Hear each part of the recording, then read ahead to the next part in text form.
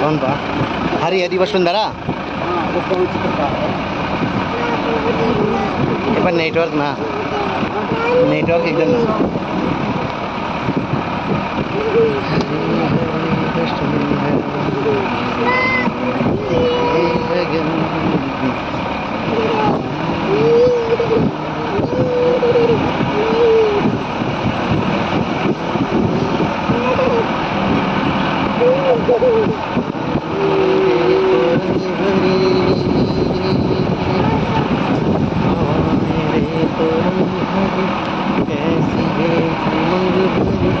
किस कवि की कल्पना किस कवि की कल्पना का चमत्कार है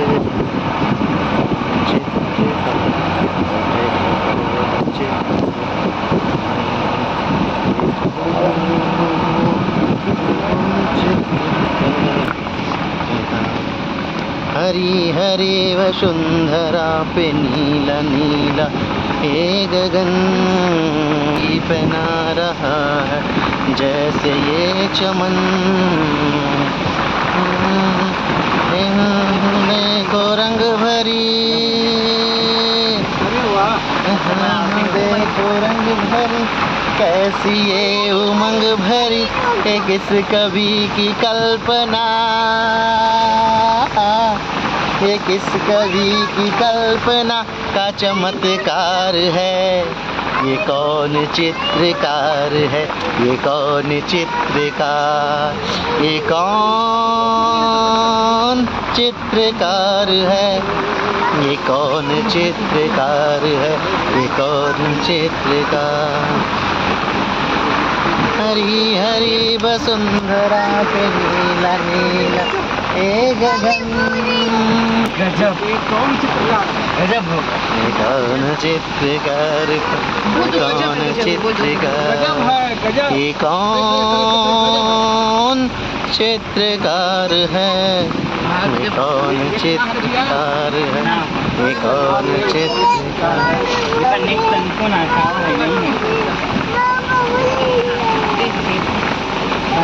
हरी हरी वसुंधरा नीला नीला ये गगन पवन को पाल की पहना रहा है जैसे ये चमन हवाएं जैसे रंग भरी हवाएं जैसी रंग भरी कैसी ये उमंग भरी ये किस कवि की कल्पना का चमत्कार है ये कौन चित्रकार है ये कौन चित्रकार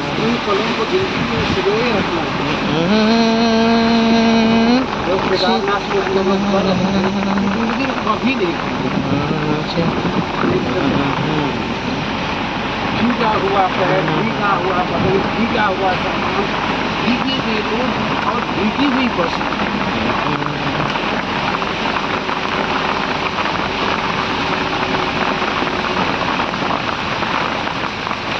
तो चलिए हम थोड़ी थोड़ी बातें करते रहते हैं। तो सबसे पहली बात तो अगर आप साइलेंट नेशनल पार्क घूमना चाहते हैं या साइलेंट वैली घूमना चाहते हैं तो आप सबसे पहले केरल आ जाइए और केरल में एक डिस्ट्रिक्ट है जिसका नाम है पलक्कड़। आप पलक्कड़ आ जाइए और फिर पलक्कड़ से आपको आना पड़ेगा मन्नारगढ़। मन्नारगढ़ आ जाइए और फिर मन्नारगढ़ से आपको आना पड़ेगा मुक्काली। तो मुक्काली आ जाइए और फिर उसके बाद मुक्काली में ही आपको साइलेंट वैली नेशनल पार्क का टिकट मिल जाएगा और आपको आपकी सफारी मिल जाएगी। और उसके बाद आप अपनी सफारी में बैठ करके और बेहद रोमांचक तरीके से ये दृश्य देखिए कि मानसून की बारिश हो रही है और पूरा साइलेंट वैली नेशनल पार्क भीग रहा है और हमारी सफारी उसमें चल रही है। क्या खूबसूरत नज़ारा है, आँखों को आनंदित करने वाला। चूँकि ये जो साइलेंट वैली नेशनल पार्क है ये नीलगिरी की पहाड़ियों का ही भाग है।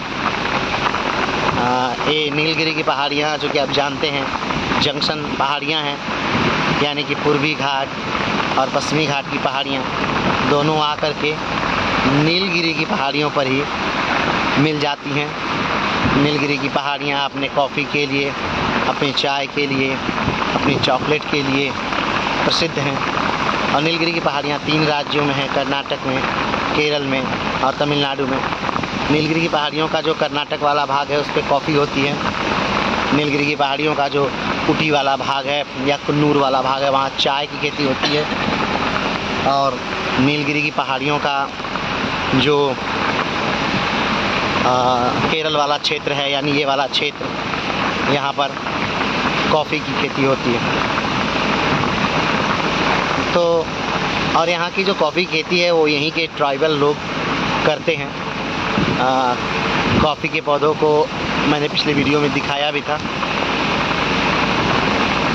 चलिए अगर और बात करें इस नेशनल पार्क की, तो नेशनल पार्क का पूरा एरिया जो है वो 96 कुछ वर्ग किलोमीटर में फैला हुआ है और एक पॉइंट से दूसरे पॉइंट तक जाया जाता है। इसमें उसकी दूरी लगभग 23 किलोमीटर है। इसमें जो सफारी है आपको वो 4 घंटे के लिए मिलती है। 4 घंटे का आपका टाइमिंग होता है और सब एक सफारी यानी एक जीप जो है वो 3200 कुछ रुपए लेती है। तो आप 3200 कुछ रुपए ले करके वो आपको लगभग 4 घंटे की यात्रा कराती है। यहाँ पर जो सबसे ज़्यादा फेमस है साइलेंट वैली में ये हैं यहाँ के बंदर। यहाँ बंदर बहुत बेहतरीन ढंग के होते हैं जिन्हें मोजेक कहा जाता है। चूँकि साइलेंट वैली जो है वो केरल के 2 ज़िलों में फैली हुई है, एक पलक्कड़ में और दूसरे ज़िले में जिसमें साइलेंट वैली फैली हुई है वो मन्नारगढ़ है में 2 ज़िलों में फैली हुई है। लेकिन ये जो भाग है ये नीलगिरी की पहाड़ियों का ही भाग है। और अगर बात करें इसके बनने की कि साइलेंट वैली कब खोजी गई या कब बनी, तो 1857 की बात है जब रॉबर्ट वायर नामक एक अंग्रेज वनस्पति शास्त्री ने इस जगह की खोज की थी और इस जगह के बारे में लोगों को रूबरू कराया था। उसके बाद लेकिन ऑफिशियल उद्घाटन जो इस साइलेंट वैली का था वो 1985 में हुआ था। राजीव गांधी ने यहाँ पर एक छोटी सी यादगार के तौर पे एक छोटी सी इमारत बनवाई है। अगर बात करें कि ये क्यों यहाँ आना चाहिए साइलेंट वैली में, तो ये जैव विविधता का भारत का सबसे बड़े केंद्रों के रूप में जाना जाता है। यहाँ अलग अलग प्रकार के पौधों की खोजें होती हैं, यहाँ अलग अलग प्रकार के जीवों की खोज होती है, यहाँ अलग अलग प्रकार के तितलियों की, अलग अलग प्रकार के छोटे जीवों की खोज होती है। जब भी आप नेशनल पार्क में, साइलेंट वैली नेशनल पार्क में आइए तो यहाँ पर एक टावर है जो टावर की ऊंचाई लगभग 100 मीटर है।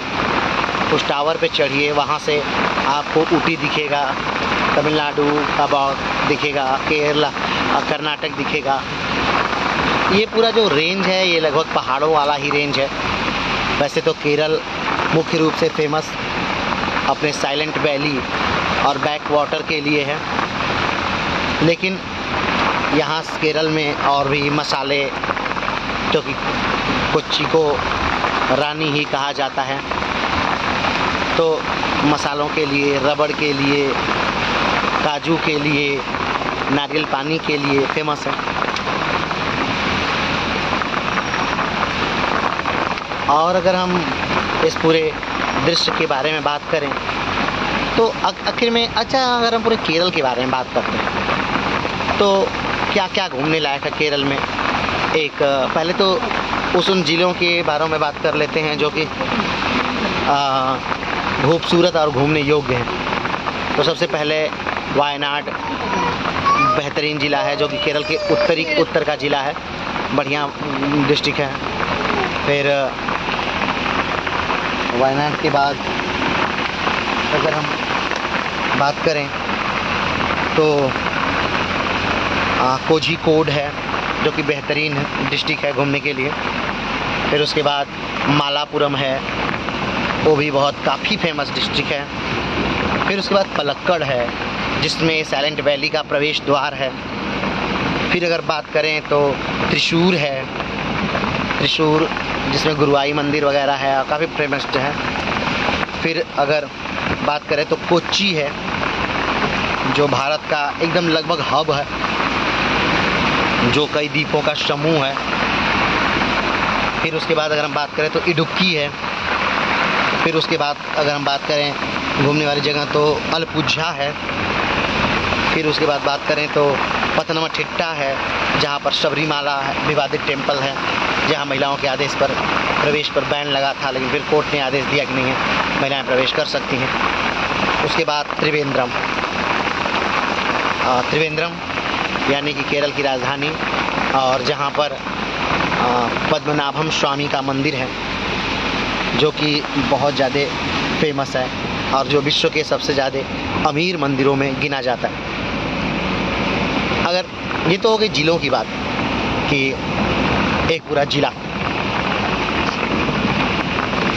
लेकिन अगर हम बात करें कि किस प्रकार से हम कौन कौन से इम्पोर्टेंट प्लेस हैं एक एक जगह, अगर हमें कोई एक जगह जानी हो, वो ज़रूरी हो हमारे लिए, तो उन जगहों पे कौन कौन सी जगहें हैं उसके बारे में जान लेते हैं। तो वो सबसे पहले अगर हम बात करें कोच्चि की, तो कोच्चि में लगभग सबसे बेहतरीन जगह कोच्चि ही है।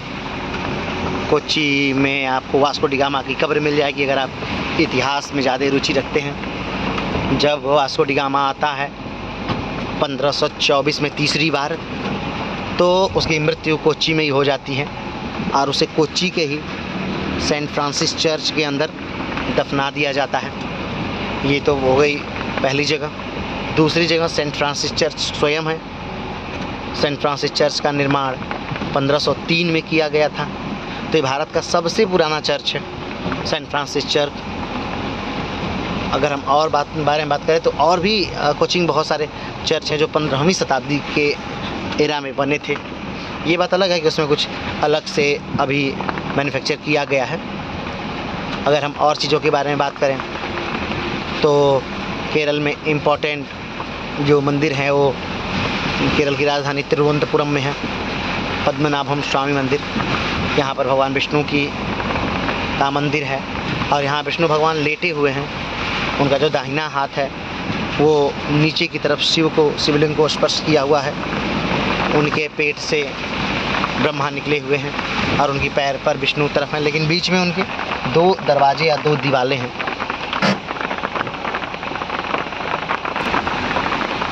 और अगर हम तो इसमें 2 दरवाजे हैं, 1 2 3 दरवाजे से 3 दरवाजों से दर्शन किया जाता है। एक दरवाजे से दर्शन किया जाता है उनके मुख का, जिसमें शिव का दरवाज़ा माना जाता है। एक दरवाजे से दर्शन किया जाता है ब्रह्मा का, जिसे ब्रह्मा दरवाज़ा माना जाता है। तीसरे से दर्शन किया जाता है विष्णु के पैरों का, तो उसे विष्णु का दरवाज़ा माना जाता है। फिर उसके दर्शन के बाद अगर आप चाहें तो वहाँ से ये केरला है, अगर आप चाहें तो केरला के पद्मनाभ स्वामी मंदिर से और दक्षिण की तरफ जा सकते हैं, जहाँ पर आपको कन्याकुमारी मिल जाएगा। कन्याकुमारी वहाँ से ज़्यादा नहीं है, लगभग 99 किलोमीटर होगा या उससे कम ही होगा, इससे ज़्यादा नहीं है। तो आप वहाँ भी जा सकते हैं अगर आपने प्राइवेट व्हीकल की है। नहीं भी प्राइवेट व्हीकल की है तो बहुत सारी ट्रेनें आपको मिल जाती हैं। केरल में और घूमने वाली जगहों के बारे में बात करें तो गुरुवाई मंदिर है त्रिशूर में। त्रिशूर काफ़ी अच्छा घूमने का पॉइंट है। लेकिन अगर हम सबसे बेहतरीन दृश्यों की बात करें कि केरल में सबसे बेहतरीन क्या है, अगर हमें केरल के सिर्फ एक दृश्य को देखना है या मुझे केरल के सिर्फ 2 दृश्य को देखना है तो हम क्या घूम सकते हैं, तब हमें ऐसे परिस्थिति में हमें चुनाव करना होगा। एक साइलेंट वैली, कि साइलेंट वैली को हम ज़रूर देखें। नीलगिरी पहाड़ियों पर स्थित साइलेंट वैली, इसे ज़रूर देखना है। और दूसरा, अगर हमें बात करें कि दूसरे नंबर पे क्या आएगा, तो मेरी नज़र से दूसरे नंबर पे अलपुझा का बैक वाटर, जिसे हम नाव से बैठ करके लगभग 30 किलोमीटर की यात्रा करते हैं। और इसमें पूरी नाव हाउस बोट होती है, लगभग 12,000 से 15,000 लेता है एक रूम का, एक रूम बेडरूम जिसमें खाना पूरे दिन का इंक्लूड होता है, पूरे दिन का सफ़र होता है। और अगर हम बात करें कि भाई साहब और क्या चीज़ें हैं, तो पहले नंबर पे हो गया साइलेंट वैली, दूसरे नंबर पे हो गया आपका अलपुझा, और तीसरे नंबर पर मैं रखना चाहूँगा केरल के कोच्चि को। कोच्चि बहुत ही बेहतरीन शहर है, बहुत जानदार शहर। कोच्चि में हमने बताया ही वास्को डी गामा का मकबरा, कोच्चि में हमने बताया ही कि भारतीय जल सेना का वहाँ पर एक कमान है, और कोच्चि में हमने बताया कि भारत का सबसे पुराना चर्च है। कोच्चि में ही भारत का सबसे पहला मेट्रो है, और कोच्चि में ही लुलु मॉल है। वैसे भारत की सबसे बड़ी लुलु मॉल जो है, या भारत की सबसे बड़ी मॉल जो है वो त्रिवेंद्रम है, तिरुवनंतपुरम से त्रिवेंद्रम के नाम से भी जाना जाता है। त्रिवेंद्रम में है सबसे बड़ी मॉल, तो त्रिवेंद्रम है। और कोच्चि में देखा जाए तो मरीन बीच है, मरीन ड्राइव है। तो इस प्रकार केरल एक बड़ा बेहतरीन शहर है, बहुत अच्छे अच्छे यहाँ के बीच हैं। हाँ, एक और बड़ी बेहतरीन जगह है आजीमाला। ये आजीमाला जो है ये तिरुवनंतपुरम से लगभग 16 से 20 किलोमीटर की दूरी पर स्थित है आजीमाला। इसका मैंने अलग अलग क्षेत्रों का वीडियो बना के डाला हुआ है। तो आजीमाला एक बेहतरीन जगह है जहाँ भगवान शंकर की बेहतरीन प्रतिमा है, बहुत बहुत खूबसूरत। और वो सबसे इम्पोर्टेंट बात ये है कि वो समुद्र के बीच पर, यानी एक तरफ समुद्र का किनारा और वो भी खतरनाक किनारा, यानी वो नहाने लायक समुद्र नहीं है, और दूसरी तरफ आजीमाला शिव की प्रतिमा, टेम्पल, मंदिर शिव का। तो बहुत खूबसूरत जगह है आजीमाला। लेकिन जिस 2 स्थानों ने जिन 2 जो स्थान मंत्रमुग्ध कर सकते हैं, एक साइलेंट वैली या साइलेंट वैली नेशनल पार्क। हाँ, साइलेंट वैली नेशनल पार्क में आइए तो आप एक कार्य ज़रूर करिए, आप एक टी शर्ट यहाँ से खरीदिए जिस पर लिखा रहेगा साइलेंट वैली नेशनल पार्क। तो ये बात आती है कि आखिर में केरल से क्या और भी कोई स्टेट टच किया जा सकता है? तो हाँ, केरल के जहाँ साइलेंट वैली है, या फिर हम ये पूछें कि साइलेंट वैली नेशनल पार्क आप घूमने के लिए आएँ तो क्या साइलेंट वैली नेशनल पार्क घूम के चले जाएँ, कोई और जगह नहीं घूमें? नहीं, एक दो जगह और घूम सकते हैं आप। साइलेंट वैली नेशनल पार्क आपको पलक्कड़ में मिलेगा। तो पलक्कड़ रेलवे स्टेशन भी है, पलक्कड़ काफ़ी बड़ा रेलवे स्टेशन है। तो यहाँ से पास में ही है कोयम्बटूर, आप कोयम्बटूर चले जाइए। और कोयम्बटूर भी बेहतरीन घूमने योग्य, क्योंकि कोयम्बटूर में ईशा संस्था जो है उसके द्वारा बनाया गया विश्व का सबसे बड़ा चेहरा है आदि योगी शिव का चेहरा वहाँ बनाया गया, बहुत बड़ा और बहुत विशाल है। तो वहाँ पर आप उसे घूम सकते हैं। हाँ, अगर बड़े की बात करें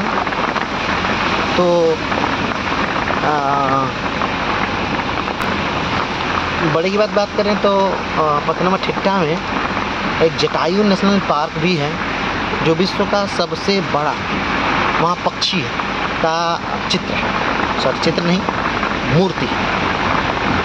तो आप सोचेंगे कि जटायु कौन है और जटायु का चित्र क्यों है? ये वही जटायु है जो कि संपाति का भाई था।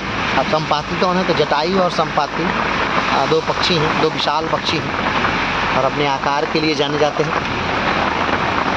तो फिर आप वहाँ घूम करके जटायु पार्क, जटायु का वहाँ बना है, वो वही जटायु है जिन्होंने रावण से माता सीता की रक्षा की थी।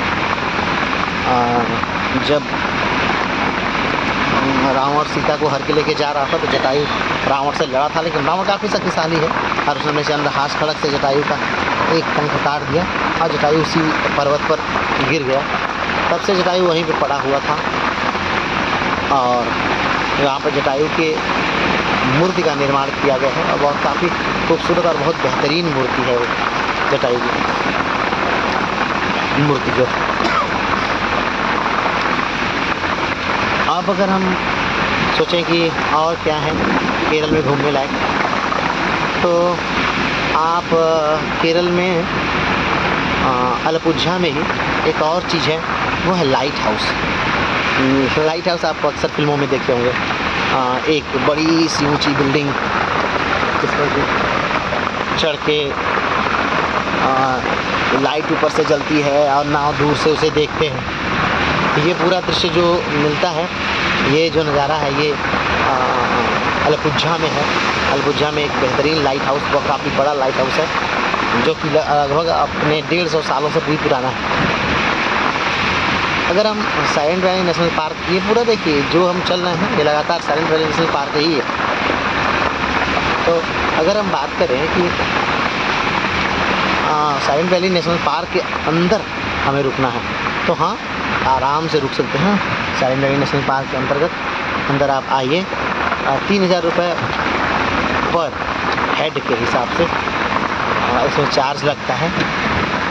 3000 रुपये 3 डेज़ के लिए, एक दिन के लिए मत समझिएगा, 3 डेज़ के लिए है 3000 रुपये।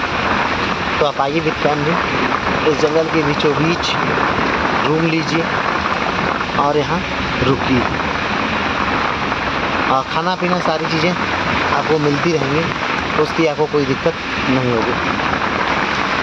हाँ, लेकिन ये स्वतंत्र अभ्यारण्य है तो यहाँ पे आपको संभल के ही रहना होगा, ज़्यादा अच्छा है।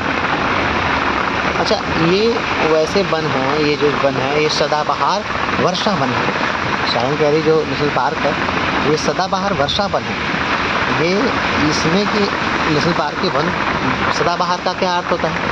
सदाबहार यानी कि कुछ पौधे ऐसे होते हैं, कुछ पेड़ ऐसे होते हैं जो अपनी पत्तियां साल में एक बार गिराते हैं, और कुछ पेड़ ऐसे होते हैं जो अपनी पत्तियां साल में एक बार भी नहीं गिराते हैं। तो जो पत्तियां नहीं गिराते हैं वो नॉर्मल वन है, वो जो पत्तियां नहीं गिराते हैं सदाबहार वन है, जो पत्तियां गिराते हैं वो पर्णपाती वन है। तो नीलगिरी की जो पहाड़ियाँ हैं यहाँ सदाबहार वर्षा वन है, क्योंकि यहाँ वर्षा बहुत होती है। आप देख ही रहे हैं, जब से हम लोग चले हैं तब से लगातार वर्षा यहाँ हो रही है। इस जंगल में कहीं कहीं आपको बड़ा सा वृक्ष मिल जाएगा जिससे बनाया जाता था। ये रेड कलर के जो आप वृक्ष देख रहे हैं ना, रेड, ये वही वृक्ष है जिससे कि ट्रेन की पटरियों के नीचे कभी बिछाया जाता था। ये काफ़ी मजबूत लकड़ियाँ होती हैं और जचाता है। अगर आप केरल उत्तर से दक्षिण की तरफ सुनना शुरू करना चाहते हैं तो सबसे पहले आप वायनाड जाइए घूमने के लिए। लेकिन अगर आप केरल दक्षिण से उत्तर की तरफ सुनना शुरू करना चाहते हैं तो सबसे पहले आप त्रिवेंद्रम जाइए। हाँ, केरल बीच से ना शुरू करिए, क्योंकि बीच से शुरू करेंगे तो बहुत बेकार जैसी जर्नी होगी। एकदम चाहे तो उत्तर से, केरल के उत्तर से शुरू करना शुरू और चाहे तो केरल के अच्छे से। ये वही अरारोट है जिसमें यहाँ की लोकल डिश को परोस करके दिया जाता है। तो ये अरारोट का पत्ता भी चलते चलते मुझे दिखा, तो मैंने सोचा कि आपको भी दिखाएं। तो एलाडे, हाँ, तो एलाडे जो डिश थी जिसमें एलाडे डिश को बनाया जाए। एलाडे डिश यहाँ की लोकल डिश है, यहाँ के लोकल लोग एलाडे डिश खाते हैं, केरल की लोकल डिश है। तो कैसे बनती है? तो वो बनती है कि चावल में चावल का उसका कवर होता है, चावल को भाप से पकाया जाता है, चावल को पीस करके उसकी रोटी बना करके, उसे भाप से पका करके रोटी बना करके उसके अंतर्गत चीनी और गरी का एक बेहतरीन मिश्रण और इलायची का बेहतरीन मिश्रण डाल दिया जाता है। और फिर उसके बाद उसको भाप में पकाया जाता है और उसके बाद इसी अरारोट, वाइल्ड अरारोट के पत्ते में उसे लपेट करके बेचा जाता है वहाँ पे जहाँ हम लोग गए थे साइलेंट वैली नेशनल पार्क में, नीचे की तरफ वो मिलता है। तो ये पूरी 4 घंटे की वैसे यात्रा थी। ज़्यादा समय वैसे आपको जाने में लगेगा क्योंकि आपको फ़ोटो काफ़ी लेना होता है, तो वहाँ लेते रहेंगे आप। और आते समय ज़्यादा समय आपको नहीं लगेगा क्योंकि आते समय फिर आपको जल्दी जल्दी आना होगा, हो सकता है कब बारिश हो जाए। तो जब भी जाइए आप तो छाता लेके जाइए। ये वैसे मानसून की बारिश है, हम लोगों की जो आने की टाइमिंग है वो थोड़ी सी गलत है क्योंकि यहाँ पर केरल में चाहे जब बारिश हो जाती है, अगर मानसून का टाइम है तो दिन भर में हमेशा बारिश होती है, दिन भर लगभग बारिश होती रहती है। रुक गई, पूरा आसमान खुल गया, आसमान में धूप हो गई और फिर थोड़ी देर बाद आसमान ढक गया बादलों से और बारिश हो गई। ये लगभग पूरे मानसून के महीने चलता रहता है। तो मानसून आपको पता ही होगा कि मानसून भारत में सबसे पहले केरला में ही आता है।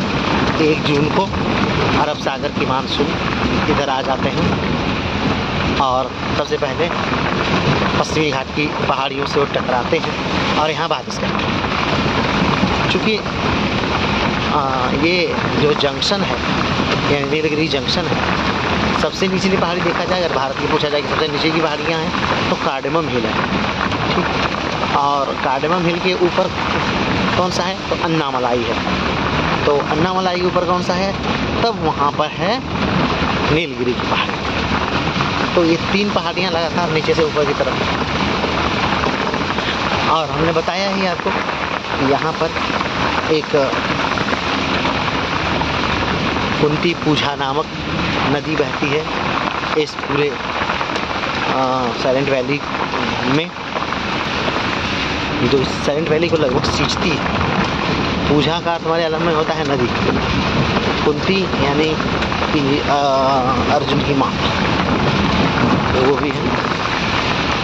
वैसे में तो ये जंगल स्वतंत्र विहरण है, इसमें जीव आते हैं, विचरण करते हैं, लेकिन आज हम लोगों का उतना अच्छा नहीं रहा। हम लोग का अच्छा नहीं इसलिए नहीं रहा क्योंकि हम लोग को कोई जीव आज दिखा नहीं जाते समय। वैसे एक तरह से जीव देखना इसमें इम्पोर्टेंट नहीं है साइलेंट वैली में, ये तो प्रकृति के एकदम करीब होने जैसा है। आइए इससे प्रकृति के एकदम करीब होइए, बहुत खूबसूरत है ये सारे नज़ारे। ये जो लोग आपको दिख रहे हैं ये कॉफ़ी की तुड़ाई, कॉफ़ी की खेती करने वाले लोग हैं, ये यहाँ के ट्राइब्स हैं। जैसा कि आपको पता होगा यहाँ पे 3 प्रकार के ट्राइब्स रहते हैं केरल के इस इलाके में, नीलगिरी वाले इलाके में 3 प्रकार के ट्राइब्स रहते हैं और अपने जीविकापार्जन के लिए बहुत सारे कार्य यहाँ पे करते हैं। ख़ास तौर पे कॉफ़ी की खेती करते हैं। कॉफ़ी तो पता ही होगा आपको कि जो कॉफ़ी 5 फुट के लगभग 4 से 5 फुट के लगभग एक छोटा सा पौधा होता है और उसमें उसका जो बीज होता है उसको तोड़ा जाता है। सबसे पहले उसे सुखाया जाता है, फिर उसके बाद उसे रोस्ट किया जाता है, यानी गर्म किया जाता है। गर्म करने के बाद वो खोल से तब तक निकाल दिया जाता है कि उसे तोड़ा जाता है, तोड़ के सुखाया जाता है, फिर उसके बाद पीट करके उसे खोल से निकाला जाता है। फिर जब खोल से निकल जाता है उसके बाद उसे रोस्ट कर देते हैं, यानी भून देते हैं अच्छे से। जब वो भुना जाता है उसके बाद उसे पीस करके पाउडर बना देते हैं। और जनरली जो आप कॉफ़ी पीते हैं उसमें 30% कॉफ़ी और 70% जो है वो अन्य चीज़ें मिलाई जाती हैं, वो भी यहीं उगता है। कॉफ़ी में चकेरी नामक चीज़ होती है, उसे मिलाया जाता है चकेरी। और क्यों? क्योंकि वैसे काफ़ी बहुत आपको कड़वी लगेगी, इसलिए 70% चकेरी होता है और सिर्फ मात्र 30% कॉफ़ी होता है। और उसमें मिला करके जनरली जो आप पीते हैं नेस्कैफे की कॉफ़ी वगैरह, उसमें सिर्फ 30% ही कॉफ़ी होता है। तो कॉफ़ी बना करके उसे हम पी सकते हैं। और इस एरिया में कॉफ़ी पर्याप्त होता है। ये चूँकि कॉफ़ी का ही साइट है पूरा, तो कॉफ़ी गार्डन के तौर पे विकसित है ये पूरा शहर। कुछ दूर की बात, यानी कि लगभग 20 किलोमीटर 25 किलोमीटर के बाद वो एरिया शुरू होते हैं जहाँ से कॉफ़ी बंद हो जाता है और फॉरेस्ट शुरू हो जाता है। तो आप देख रहे हैं कि बहुत बारिश तब से चल रहे थे, तब से हो रही है और अभी तक हो ही रही है। केरल जो है वो शहर बसा हुआ है अरब सागर के पास, और यहाँ पर केरल की ही नहीं विश्व की सबसे लंबी नदी है वेम्बनाड लेक, और वेम्बनाड लेक में ही बोटिंग होती है। तो बोटिंग आप जब भी करिए, देखिए ये भी ट्राइब्स हैं, तो बोटिंग आप जब भी करिए वो वेम्बनाड लेक से ही करिए। वेम्बनाड लेक में जो है वो अरब सागर का पानी आता है, तो उस अरब सागर के उस दृश्य को देखिए जहाँ पर वेम्बनाड लेक अरब सागर से मिलता है। वेम्बनाड लेक की लंबाई लगभग 96 किलोमीटर है और वेम्बनाड लेक लगभग 3 जिलों में फैला हुआ है।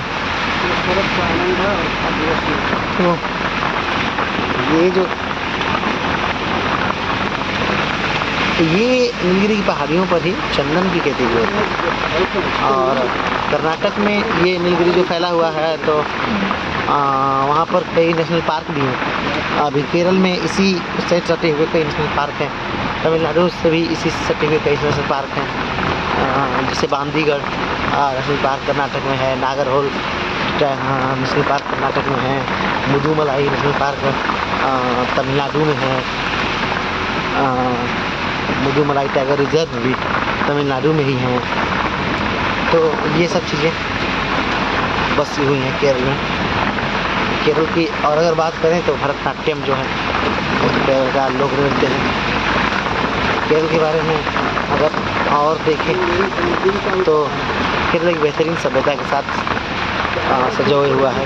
केरल ही वो पहला राज्य था जहाँ पर कोई यूरोपीय पहली बार भारतीय आया था, और वो वास्को डी गामा था जो पुर्तगाल का रहने वाला था।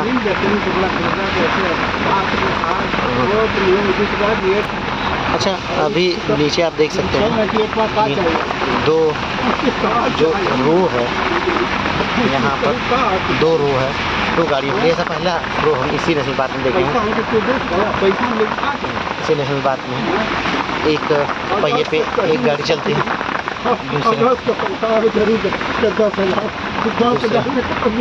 दूसरे गाड़ी का पहिया भी दूसरे पे है। तो काफ़ी अच्छा है। यहाँ पे मानव निर्मित कुछ ज़्यादा किया नहीं गया है, ज़्यादा कुछ किया नहीं गया है। तो यही अच्छा भी है। मानव का यहाँ हस्तक्षेप नहीं है, हाँ, लेकिन इसके अंतर्गत ट्रैवल पिछड़ी जातियाँ रहती हैं काफ़ी ज़्यादा मात्रा में इसके अंदर रहती है।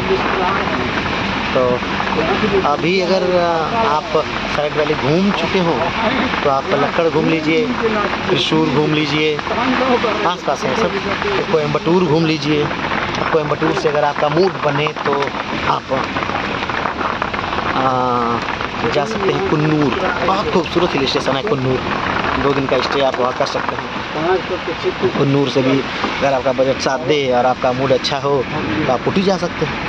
ऊटी से भी अगर आपका मूड अच्छा हो और जाना चाहें तो आप मैसूर जा सकते हैं। तो एक गोल राउंड में है सब चीज़ें, एक राउंड बना के आप निकल जाइए घूमते हुए। ऊपर से आइए, नीचे से घूमते हुए निकल जाइए, चाहे नीचे से घूमिए, ऊपर से घूम करके निकल जाइए। अगर हमने बताया था जैसा आपको कि अगर ऊपर से आपको आना है तो आप वायनाड से प्रवेश करिए, और अगर नीचे से जाना है तो तिरुवनंतपुरम से आ जाइए। तो यहाँ देखिए बड़ी अच्छी खुशबू है। आपको पता होगा कि यहाँ ये क्षेत्र जो है वो इलायची काफ़ी है। इन पहाड़ियों पर कुछ जगहों पर इलायची की खेती भी होती है। हमने आपको बोला कार्डेमम हिल, तो भारत में सबसे नीचे केरला में ही है कार्डेमम हिल, जिसमें कि जिस क्षेत्रों में इलायची की खेती की जाती है। और जैसा कि आपको पता ही होगा कि मसाले सबसे ज़्यादा केरला में पाए जाते हैं, तो रबड़ भी सबसे ज़्यादा केरला में ही पाया जाता है। केरल की बात करें तो वो नारियल भी सबसे ज़्यादा केरल में ही पाया जाता है।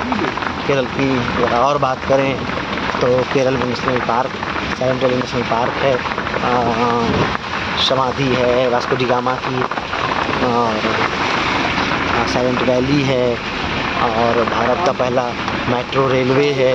भारत में सबसे ज़्यादा शिक्षित लोग हैं, भारत में सबसे ज़्यादा शिक्षित महिलाएं हैं, भारत में सबसे ज़्यादा प्रति लिंगानुपात है। तो बहुत सारी चीज़ों में केरल बहुत आगे है। हाँ, लेकिन एक बात है कि यहाँ पर खाना काफ़ी अच्छा है। दक्षिण भारत में काफ़ी अच्छा है, घूमना काफ़ी अच्छा है, क्योंकि यहाँ पर अगर वैसे तो खाना आप यहाँ पे पहली बात तो एक बात जान लीजिए, दक्षिण भारत में घूमने के लिए आइए तो उत्तर भारत का खाना यहाँ मत खाइए, यहाँ दक्षिण भारत का ही खाना खाइए। और दक्षिण भारत का खाना खाने के लिए आपको दो चीज़ें मांगनी पड़ेगी, चाहे तो आप चावल मांग लीजिए, और अगर चावल नहीं समझ पा रहे हैं तो आप मिल्स बोल दीजिए कि हमें मिल्स चाहिए। मिल्स, जी हाँ, मिल्स आपको 100 रुपये में मिल जाएगा।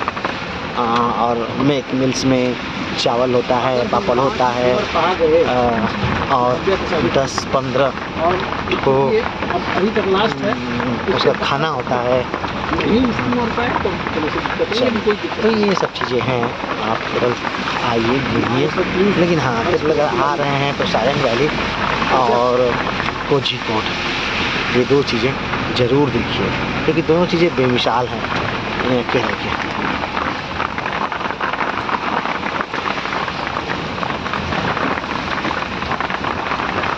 जनसंख्या केरल की ज़्यादा नहीं है, इसलिए भी कहा जा सकता है कि ये ज़्यादा शिक्षित है। हाँ, लेकिन जो घूसखोरी है, बेईमानी है, वो तो हर राज्यों की तरह केरल में भी है।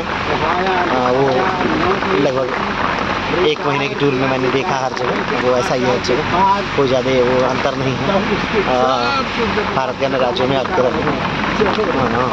हाँ, लेकिन ये है कि केरल थोड़ी सी विशालता लिए हुए है, थोड़ा ज़्यादा विकसित शहर हैं।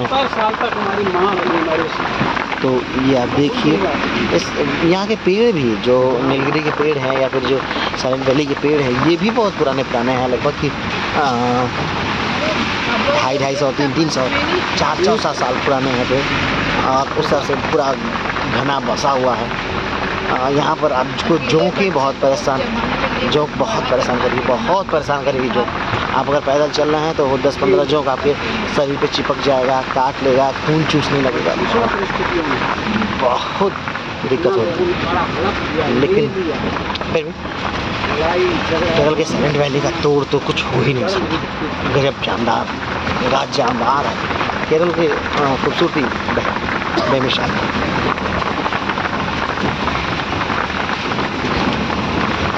देखिए कितना ये जो रोडें बना दी गई हैं पक्की, इससे फ़ायदा ये हो गया है कि जो मृदा का कटाव है वो इधर नहीं हो पा रहा है। तो मृदा कटाव नहीं होने से काफ़ी अच्छा है। वैसे तो पहाड़ों पर वैसे भी जाते मृदा कटाव नहीं होता। ये जो भारत का क्षेत्र है, ये प्रायद्वीपीय भारत है,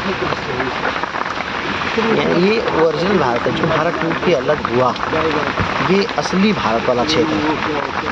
वैसे केरल में अगर देखा जाए तो एक नदी है पेरियार, जो केरल की सबसे लंबी नदी है। पेरियार नदी जो है वो केरल की सबसे लंबी नदी है। हाँ, और अगर नदियों की बात करें तो केरल में बहुत सारी नदियाँ हैं, छोटी ही सही, लेकिन बहुत सारी नदियाँ हैं। क्योंकि केरल राज्य ही बहुत बड़ा नहीं है, तो नदियाँ इतनी लेकिन भरपूर हैं। कुछ नदियाँ पश्चिम से पूर्व की तरफ बहती हैं, तो कुछ नदियाँ पूर्व से पश्चिम की तरफ बहती हैं। वैसे जो ढलान है भारत का, वो पश्चिम से पूर्व की तरफ ही है। ज़्यादातर नदियाँ पश्चिम से पूर्व की तरफ ही बहती हैं, जैसे कि गोदावरी हुई, कृष्णा हुई, कावेरी हुई, ये गोदावरी की सहायक नदियाँ हो गई अर्कावती, हेमावती, अमरावती, सिंबा, काबिनी, भवानी, लक्ष्मण के बिंबा।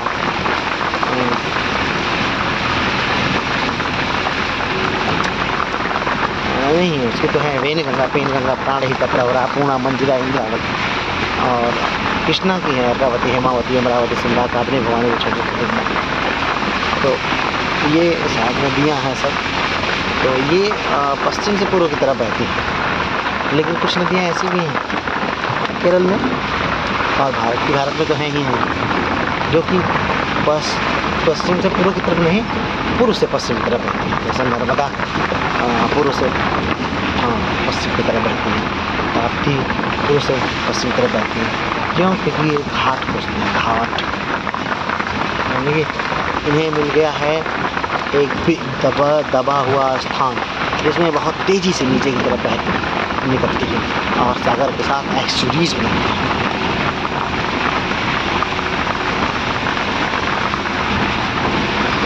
हम लोग रोम में थे,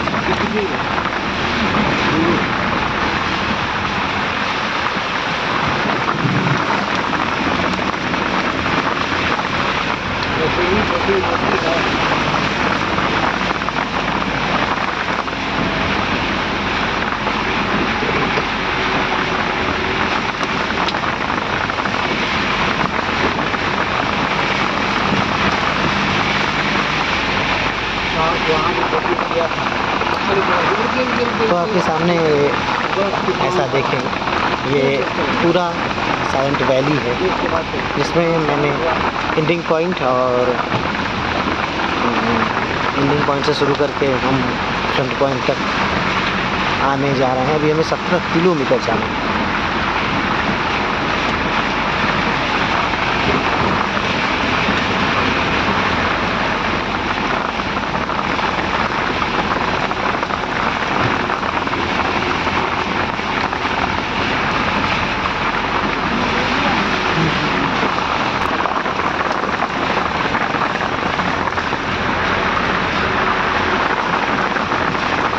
लेकिन आपने देखा कि जैसे जैसे हम लोग चलते जा रहे हैं, बारिश एकदम रुकने का नाम नहीं ले रही है। तो सामने क्या पहाड़ के दृश्य जानदार।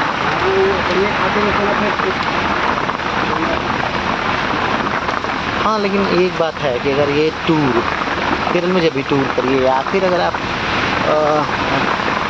जब भी टूर करना है, जब भी अच्छा टूर करना है, देखिए यहाँ पे झरने चल रहे हैं। ये मत सोचिएगा ये कहीं से नाला बह के आ रहा है, ऐसा नहीं है। ये पहाड़ों पर से पानी आ रहा है और सारा ये वो नदी है, वही मैंने बताया था, कुंती रिवर, जो ऊपर से नीचे की तरफ गिर रही है, फिर नीचे की तरफ जा रही है। तो जब भी आपको टूर करना हो तो एक तो लोग टूर ना करें, जैसे विद फैमिली आइए। विद फैमिली बहुत सारी चीज़ें आसान हो जाती हैं। जैसे में आप सफारी में बैठे, सफारी फुल हो गई, सफारी चल, किसी और का इंतजार नहीं। आप कहीं टेम्पो बैठे, टेम्पो भर गया, चल दिया। आप कोई 4 व्हीलर किए, 4 व्हीलर बैठे, चल दिया। मतलब आपको ये नहीं लगेगा कि नहीं ये 2 लोगों में हम लोग का पैसा ज़्यादा लग रहा है, ऐसा नहीं, क्योंकि वो लगेगा कि हाँ ये तो बड़ा सही अच्छा है। ऐसे आप 2 लोग जाएंगे रहे हैं या फिर 1 लोग जा रहे हैं यात्रा में, तो आपको ये लगा कि ओहो फिर मेरा खर्च ज़्यादा है, तो ऐसा फील इससे नहीं होगा।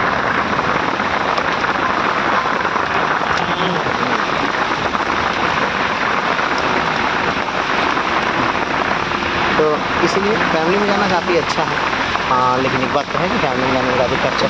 हाँ, लेकिन हम केरल के पूरे केरल के टूर को अगर खर्च में बांटें तो आप ज़्यादा खर्च नहीं है। लगभग 50,000 की अगर आप गाड़ी कर लें, और गाड़ी में इनोवा, यहाँ पर आपको जनरली 16 रुपये पर किलोमीटर के हिसाब से गाड़ी मिल जाती है। और गाड़ी में अच्छी गाड़ी तो घूमने के लिए इनोवा ही है, क्योंकि सस्ता है और दूसरा कि कंफर्ट बहुत है उसमें। मतलब आपको अगर 6 मेंबर भी हैं तो बड़े आराम से 2, 4, 1, 5 और 1 6 आदमी और कैसे एडजस्ट कर लेगा। ऐसे 3, हाँ, लेकिन अच्छा तो 2, 4, 1, 5 आदमी के लिए ही यही इनोवा, क्योंकि 2 लोग पीछे बैठ जाएंगे, 2 लोग बीच में बैठ जाएंगे और एक ड्राइवर के पास बैठ जाएंगे। लेकिन जब भी आप यात्रा करिए तो 4 व्हीलर ले सकते हैं। स्टेट में आइए 4 व्हीलर लीजिए। पहले से प्लानिंग जो है पहले पॉइंट से शुरू करिए और अंत पॉइंट तक घूमते हुए अंत पॉइंट पे अपना ट्रेन पकड़िए और अपने गंतव्य तक चले जाइए। ड्राइवर को छोड़ दीजिए। दोनों तरफ का किराया दे के। हाँ, दोनों तरफ का किराए का मतलब कि जैसे कि आप मान लीजिए आप आए केरल में और केरल के वायनाड से, वायनाड उत्तर में है एकदम ऊपर की तरफ, वायनाड से गाड़ी किए और आपको जाना है पीछे दक्षिण में। दक्षिण में कहाँ? केरल के दक्षिण में। जगह का नाम है तिरुवनंतपुरम। तिरुवनंतपुरम तक क्या आप गए? ठीक है, लगभग 15 से 20 घंटे का समय लगता है तिरुवनंतपुरम जाने में। और वैसे देखिए नेट पे गूगल पे दिखाता है 15 घंटे, लेकिन उसे 20 घंटा प्लस मानिए, क्योंकि उसमें आप रुकते हैं, कहीं बाथरूम करते हैं, ड्राइवर लगातार गाड़ी नहीं चला पाएगा तो चाय भी पिएगा। और आप चाय के लिए मना नहीं कर सकते हैं, क्योंकि भाई लड़ गया कहीं तो बहुत दिक्कत हो जाएगी। वो चाय पीता है, आप भी खाना खाते हैं, नाश्ता करते हैं, अच्छी अच्छी जगहों पर सीनरियों पर रोकते हैं, उतरते हैं, फोटोग्राफ्स लेते हैं। तो अगर पूरी यात्रा करते हैं बाई नोवा तो लगभग 50,000 का खर्चा आपको लगता है। तो हर ज़िले में लगभग कुछ ना कुछ चीज़ें, तो हर ज़िले में। और हाँ, एक बताओ, जब भी लंबी टूर करिए तो वो स्टे, नाइट स्टे जरूर, बहुत ज़रूरी है। ऐसा नहीं कि बस आप अचानक के चक्कर में दिन में भी दौड़े पड़े हैं तो मज़ा नहीं आएगा, क्योंकि फिर आप अगले दिन घूम नहीं पाएंगे। जैसा आपका व्यवहार नहीं रहेगा, स्वभाव नहीं रहेगा, आप उजड़े चमंजे से हो जाएंगे और आपको बहुत बुरा लगेगा घूमने में। ठीक है, तो इस प्रकार से आप पूरे फैमिली के साथ अच्छा ट्रिप कर सकते हैं। तो 50,000 का लगभग तो लग गया क्या आपका गाड़ी का। ठीक, हाँ, लेकिन एक बात है, टिकट, टोल टैक्स बहुत ज़्यादा आपको लगेगा। हर 30 किलो 40 किलो 50 किलोमीटर 60 किलोमीटर पर एक टोल टैक्स का गेट आ जाता है, टोल टैक्स का गेट आ जाता है। हाँ, ये पता लगा कि ज़्यादा वो नहीं रहता है, लेकिन फिर भी देखिए ये भी एक ट्राइब से, यानी कि जनजाति है, ज़्यादा वो खर्च नहीं लगता है, लेकिन फिर भी पैसा लग जाता है आपका टोल टैक्स से। फिर जहाँ जिस स्थान पे आप रुकते हैं घूमने के लिए तो वहाँ पर रूम लेते हैं, तो रूम लेना भी काफ़ी खर्च हो जाएगा। अगर रात में रूम लेना है, दिन में छोड़ देना है, दिन में तेल भी नहीं भराना है, रात में तेल भराना है। दिन में कुछ ना कुछ खाते रहिए, कुछ ना कुछ मिल जाएगा आपको आएगा। तो जाते समय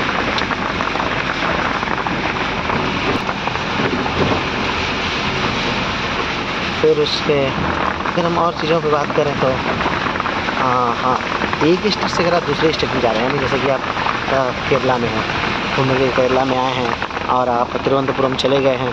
तिरुवनंतपुरम से आपका मन कर दिया कि भाई साहब यहीं पास में 100-200 किलोमीटर पे कन्याकुमारी, तो कहीं जाएंगे, स्वाभाविक बात है जाएंगे, तो चलिए कन्याकुमारी चले गए।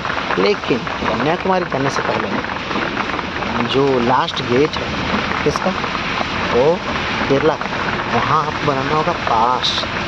जी, एक गाड़ी जब दूसरे गाड़ी को काट करके आगे निकलती है तो वहाँ होना चाहिए पास आगे गाड़ी का, और वो टैक्स, गाड़ी पर टैक्स लगता है।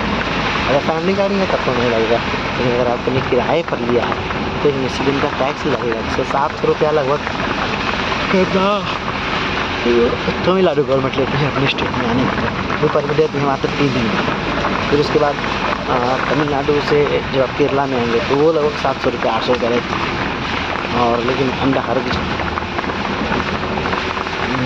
तो भी 3 दिन के लिए ही अवेलेबल होता है, लेकिन वो 3,000 रुपये लगभग 4,000 रुपये लेती है। कौन? केरला से तमिलनाडु से केरला में आने की।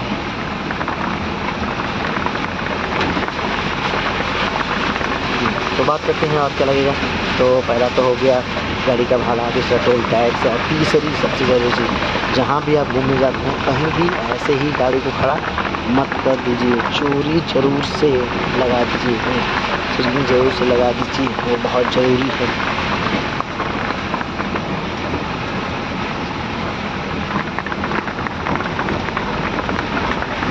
हाँ, एक बात और कि अगर आप साइलेंट वैली नेशनल पार्क आए हैं तो आप वो टी-शर्ट, यहाँ से टी-शर्ट लिखा हुआ T-shirt Silent Valley National park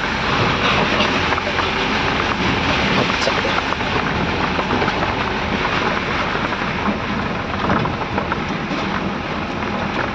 हम लोग धीरे धीरे नीचे की तरफ चल रहे हैं। तो ये सीनरी पूरा देखा ऊपर साइलेंट वैली नेशनल पार्क ऊपर की तरफ और हम लोग पूरे जगह की तरफ नीचे।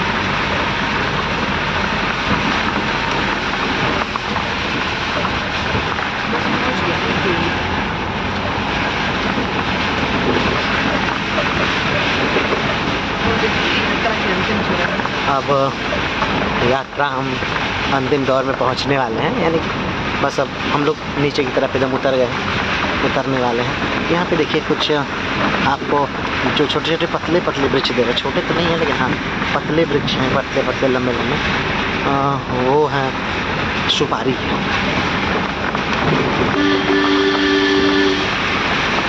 जो बंदर आपको दिखा है बोर्ड पे, ऐसे ही बंदरों के लिए ये जंगल फेमस है, ऐसे बंदरों के लिए।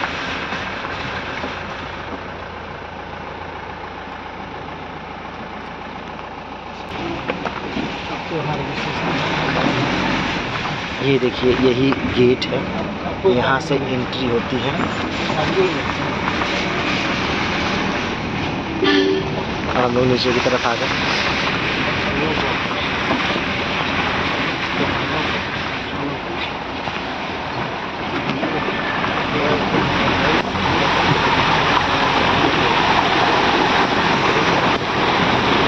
यहाँ से साइलेंट वैली, वैसे तो पूरा साइलेंट वैली ही है, लेकिन एग्जैक्ट जो साइलेंट वैली है वो 22 किलोमीटर। एक पॉइंट का नाम है साइलेंट वैली घाटी, साइलेंट घाटी, वो 22 किलोमीटर। और वो देखिए यहाँ पर ये वृक्ष देखिए, ये सुपारी का। यहाँ पर इतने वृक्ष हैं कि यहाँ के लोकल लोग भी उन वृक्षों के नाम नहीं जानते हैं कि कौन कौन से हैं। हमें बताना पाना तो असंभव है।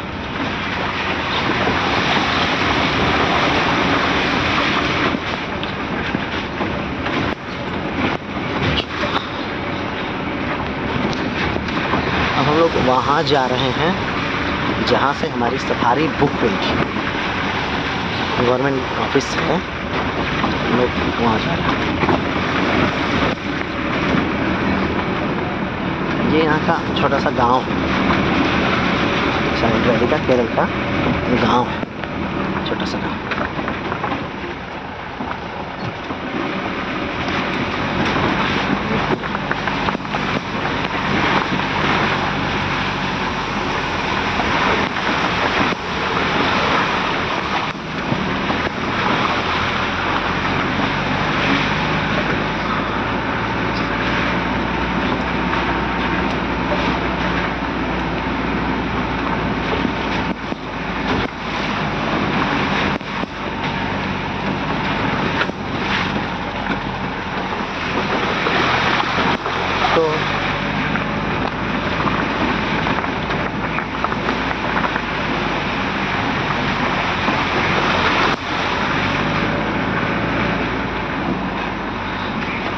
टाटा का जो ये एकदम राजनीति से डूब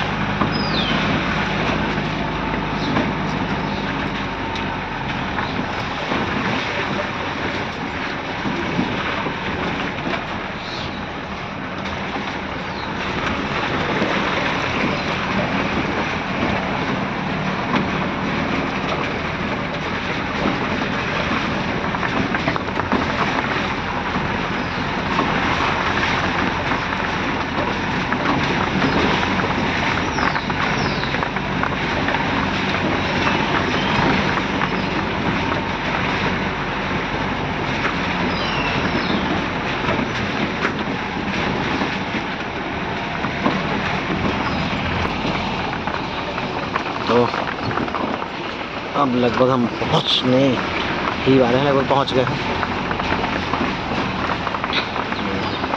ये पार्किंग एरिया हो गया, हमारी गाड़ी है जहाँ पार्क है।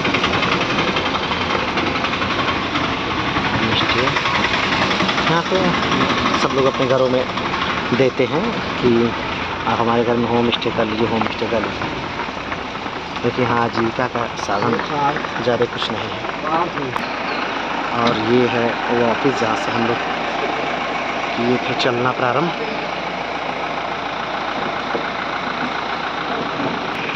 ये भी चाय की दुकान है यहाँ पर, बस एक ही।